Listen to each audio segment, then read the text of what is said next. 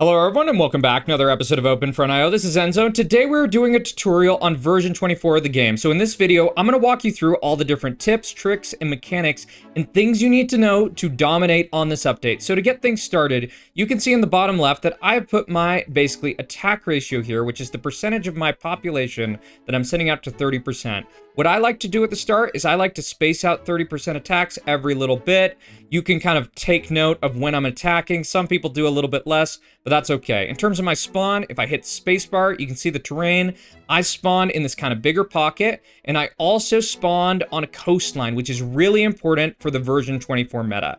So before we get into kind of the specifics of version 24, we got to cover the first and most important element of the game, which is your population. So if you look in the bottom left, this is our control panel. What this is this is basically all the most important information you need to do well at OpenFront.io. And the first thing we're going to look at is population. So if you see right here, this number, this 36K, 37, that's my current population. If I do an attack, you can see it goes down. It then goes over to my overall population cap, and this is my growth. So in OpenFront.io, how you gain troops, it's based on a growth curve, and it basically caps out around 41% is peak growth. So what you want to do when you're at the start, I typically like to attack with 50% of my troops, and I slowly work this down. I sometimes do less if I'm at like a position where there's other people around me, and you want to try to keep this growth right in the middle of like your percentage thing so that you're basically getting as many troops as early as you can. I'll actually put an image of the curve up on the screen really quick if it's helpful for you. If not, no big deal.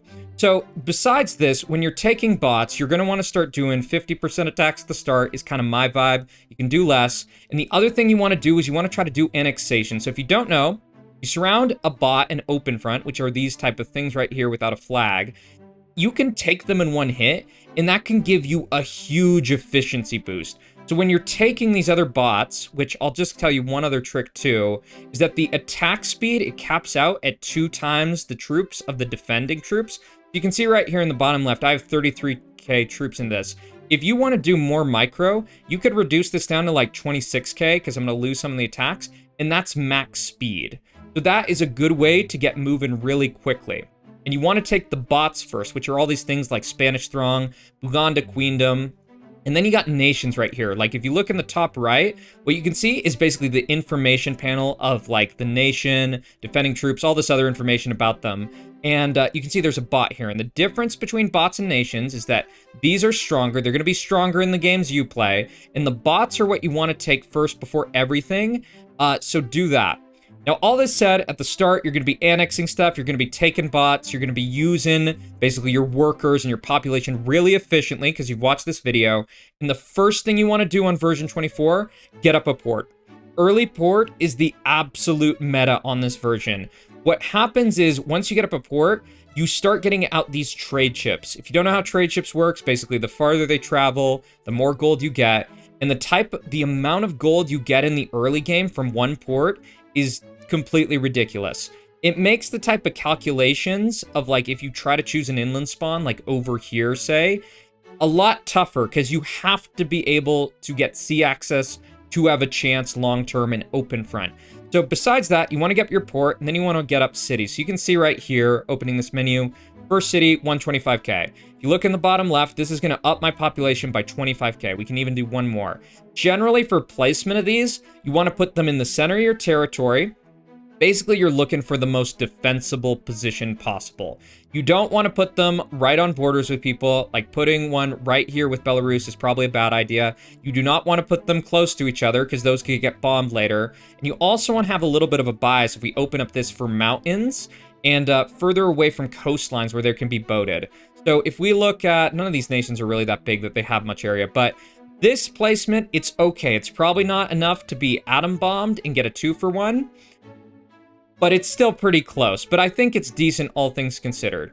So as the game goes on, you're going to keep on expanding, and you're eventually going to get to this point where you see there's these other nations or other players around you. Mostly we're thinking about players. Do not ally a nation. You don't want to do that.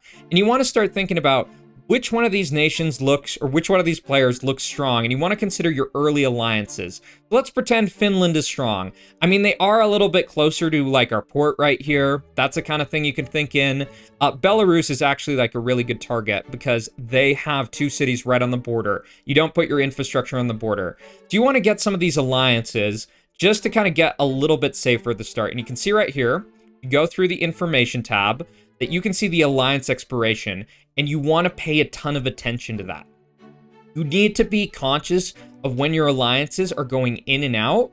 Like, let's ally Ukraine here, because one thing I keep seeing on this update is that people are getting bamboozled because they forget alliances are 10 minutes, and then they basically send all their troops right when they're about to be attacked, and then they just get one shot. So we're going to keep on cleaning up bots. In the early game, you want to use all of your basically discounts at the start. It doesn't matter at this point if someone else basically, like if you get a city from someone else, like you steal it, and you want to clean up the bots, which remember, these are the bots. They're the weak things right here before you go for the nations and before you go for the players, unless it's like a crazy player who's sending out all their troops.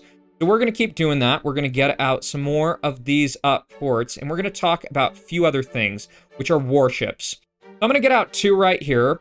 Warships do a couple of things. We'll actually get out 3.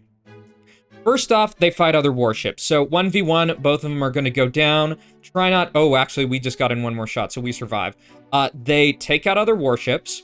They steal trade with nations who you're not allied with, and trade that isn't going to an allied port. So any trade that's going to Finland, like if any trade from Sweden goes to Finland, I don't steal that. I just steal all the rest. And they also shoot down transport ships like this. So you can see in some games, like you can check out some of my other videos, I've done some pretty cancerous things with warships on this update because they can be very overpowered, but be cautious with how you get them out in the early game because it's going to slow down your cities. It's still kind of a niche strategy in a way. And there's pros, cons to them. I mean, you can survive MIRVs with them. You can mess with people on different parts of the map. But really, what wins games in Open Front is troops. Troops are always what you need. So you want to get up cities at the start. You want to take out other things. And with these alliances, you're going to be keeping track of them. The other thing I can tell you, you're probably not going to use it in all your games, but let's talk about how defense posts work and when you want to use them. The defense posts, they're pretty quick to get up, and you can see it fortified this border. How I use them is I use them when I am expecting to be pushed and when I want to slow down an attack. I don't always do them super preemptively because you think about it, like how much do these cost? I think it's like 50k, 100k, and then the third one is 150. Yeah. Oh, and then they go up to 200, right. You're basically just slowing down your other growth and stuff like that. So I like to put them on key locations where maybe I have a sketchy border. So like France right here, they're actually kind of strong. So Spain's a better example. Spain has got some infrastructure right on the border. I would put a defense post here just to try to slow down these attacks, give me some more reaction time. What they do is they make the enemies take 5 times casualties, and they also slow down stuff by that same rate. They're very good on mountains. I wouldn't recommend putting them on plains unless you have to. So, right. So you're expanding in the game. You've gotten a few alliances with people who seem like they're stronger. Maybe they're a threat. Maybe they're close to your infrastructure. And you're going to want to start thinking about who are you going to target. So at this point, we're going to say we've already cleaned up all the bots. Let's just speed run through all these bots right here. We're taking out this. And you're going to want to think, like, who do I want to target? So, for example, Russia right here is offering me an alliance. And one thing we can do, which is a kind of evil strategy, you can sometimes, like, take stuff and then lock people into alliances. Oh, well, I meant to do that with Belarus, but it's fine. That's kind of an evil strategy. Other thing I'd say, be careful of, don't betray an open front. You can see Romania here. They betrayed. And what happens is, if you betray, we also did a crazy split right there, is that basically attacks, people who are attacking you, they take 50% reduced casualties, and they push at 20% quicker. So if you see people disappearing because of this, yeah, that should explain why you don't betray an open front on this balance. So you've already started expanding. Let's say you got ahead like in this game. You're probably going to want to start thinking about some different options about nuclear capabilities. So let's talk about the SAM first. SAM launchers in OpenFront currently, they're kind of a mixed bag. They kind of suck, but they're also incredibly necessary, and they can be really good. So they take a very long time to get up, and what a SAM launcher does is it shoots down 100% of atom bombs. It has an 80% success rate on hydrogen bombs, assuming they go through the territory that it's hitting on, and they have a 50% chance on MIRVs, but MIRVs kind of suck, and we'll talk about that in a second.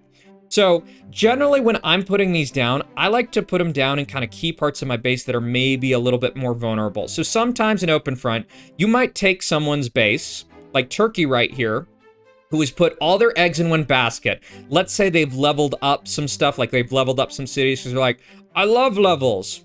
If you don't know how to level things up, just put another building right next to it, and we'll talk about what these do. So I like to SAM areas like that, just to try to make it a little bit more protected in the long term. And one other thing I like to do too is I like to do something called linking SAM. So basically, you can get a level 2 SAM by putting these close together, but what I prefer to do is I like to spread them apart. And what I mean by linking them is that this SAM right here, if we get a bomb coming in from Hungary right on that, this SAM will protect this SAM. So it's kind of a little bit of insurance that I think it's a little bit better of an option than putting a double right there, because hydrogen bombs, like if someone put a hydro right in here, right on this part, it would blow up like a level 2 SAM. It might even get 2 if you place them well enough. So that's one thing I like to do in these games, basically just thinking about kind of like strategic depth with how I'm doing stuff. If you're under fire, under missile fire from people, I would not recommend putting up SAMs just because bombs move really fast. So let's show you what bombs do. So in terms of atom bombs, these are like things that you use to snipe stuff in games, like going for 2-for-1s with cities. You can see this bomb goes in right there, takes out double right there. You can get people under suppressing fire a lot of times in these games and just totally cook them. So let's do one more over here. We're just knocking out these players. And one key thing with how these bombs work is, let's get one bomb going over here. Let's see where that launched from. Is that they go translucent when they're kind of in the middle part of their parabola. This is like they're in space, and they're untargetable at this point in time. So what happens is right before they come back in, they come back to glowing, and that's when you can take them down. So when you're doing SAM placements now, you have to put SAMs closer to your buildings and stuff. In fact, I kind of like the idea of putting them like a little bit in front, right? So if someone wants to send in a hydrogen bomb, it takes out the SAM. It gives me more time to do like counterfire on Hungary or something like that, right? Yeah, so atom bombs can be really good, and just bombs in general. They're mainly for lowering relative power of other players. But the kind of main thing on version 24 is that hydrogen bombs are absolutely king. So let's pretend Hungary's actually really strong and we can't just one-shot them. Let's do it with Russia right here. If you send in a big hydro, which we're probably going to blow up some of our stuff, this will absolutely decimate their population. You see that because they're really small. And I like this type of shock and awe tactic that you hit people with a hydro and then you just push in and totally clip them. And hydros in many ways are a lot more relevant, primarily because MIRV has been nerfed. So let's get up enough gold to get a MIRV really quick. You see we have the traitor debuff. So let's quickly one-shot the whole map. Let's steal all this stuff and let's get up to the goddamn MIRV. So let's take out Finland right here, and then let's go for Sweden in a second. So MIRVs, if you don't know how they worked on the prior balance, I actually did a video on it. And MIRVs used to take out 99% of your troops, and they would absolutely like crack your entire base. They would make it so it'll pretty much devastate everything. But now MIRVs are kind of bad. They cost more. They're now 35 million. We gotta get up to the goddamn MIRV. I might have to actually win the game to get up the MIRV. So let's get rid of the Netherlands really quick. Just get them out. And don't mind the windscreen. You win at 80%. We're going to keep playing. Let's MIRV Algeria. MIRVs send out, at max, 350 missiles.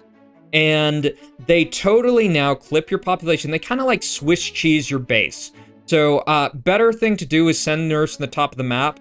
And you can see that did hardly anything. And on smaller maps like this, you're probably going to want to use hydrogen bombs just to knock things out, right? So, because this is just way more efficient, I could have 7 of those, and it probably will even do more damage. So basically, this is how you do the game. I would focus a lot on cities, think about linking SAMs, missile launchers, and these kind of double missile launchers here. It's basically just having like 2 of them. Let me just show you this really quick. That we can go do command click or control click. You can do stuff like this, and let's see if any of those fired. Actually, they didn't. Let's do one right. Let's just do this right in here. Let's just blow up our own stuff. Okay, so you see that. It just launched out of, like, 3 of them at the same time. SAMs, they just shoot out, like, they basically just have multiple missiles. With the ports, you'll just get more trade from the ports from getting the level up on them. It's kind of whatever. I wouldn't recommend stacking stuff. And besides all this, these type of menus right here, you can filter. The main thing you're going to be looking for with these is, like, outgoing attacks. Ingoing attacks will be in red. You can also filter some of this stuff up here. I'm kind of going to imagine someone will make this comment, workers are not worth it. Workers are a gimmick, and they're actually going to get removed in the next stage of the game. And besides all this, I would say these are the main things you need to know. Spawn's really important. Let me know if you have any questions, because I'm doing an AMA vid very soon. So I'll say with that, thanks for watching. If you enjoyed the tutorial, leave a like, comment, and subscribe, and I'll see you all in the next one. Take care. Bye-bye.